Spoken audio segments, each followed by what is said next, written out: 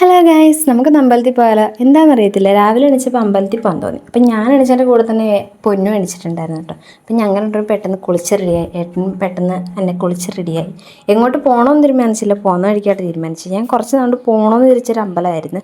ഞാൻ അങ്ങനെ ഒരുപാടൊന്നും പോയിട്ടില്ല. എനിക്ക് അമ്പലത്തിൽ പോകാൻ ഒരുപാട് ഇഷ്ടമായതുകൊണ്ട് തന്നെ ഞാൻ വിചാരിച്ചു പുനലൂർ ഭരണിക്കാവിൽ പോകാമെന്ന്. ഞാൻ ഒത്തിരി പ്രാവശ്യമൊന്നും പോയിട്ടൊന്നുമില്ല കേട്ടോ. ഉത്സവമോ അങ്ങനെ എന്തെങ്കിലും പ്രത്യേക ദിവസങ്ങളിലൊക്കെ അവിടെ ഞാൻ പോകാറുള്ളൂ. എന്തായാലും അവിടെ ചെന്നപ്പോൾ വലിയ തിരക്കൊന്നും ഇല്ലായിരുന്നു, കാരണം എന്തൊരു പൂജ എടുക്കായിരുന്നു. അതുകൊണ്ട് തന്നെ ഞങ്ങൾ പെട്ടെന്ന് പ്രാർത്ഥിച്ച് ഇറങ്ങി. പായസം വാങ്ങിച്ചിട്ടുണ്ടായിരുന്നു. എനിക്ക് അവിടുത്തെ പായസം ഭയങ്കര ഇഷ്ടമാട്ടോ. എപ്പോഴെങ്കിലൊക്കെ അല്ലേ പോകുന്നത്, അപ്പോൾ അത് പായസം കൂടെ വാങ്ങിച്ചു. പിന്നെ പൊന്നു കയറുന്ന സമയത്ത് അവിടുത്തെ ഉമാദേവി കണ്ടിട്ടുണ്ടായിരുന്നു. അവളെ കാണാൻ വേണ്ടി ഭയങ്കര ചാട്ടമായിരുന്നു കേട്ടോ. പ്രസാദം പായസമൊക്കെ വാങ്ങിച്ച് പിന്നെ ഞങ്ങൾ നേരെ വെളിയിലിറങ്ങി കുറച്ച് അടുത്തും കൂടെ പ്രാർത്ഥിക്കേണ്ടായിരുന്നു. അവിടെ പ്രാർത്ഥിച്ച് പിന്നെ നേരെ ഉമാദേവി അടുത്തോട്ടാണ് പോയേട്ടാ.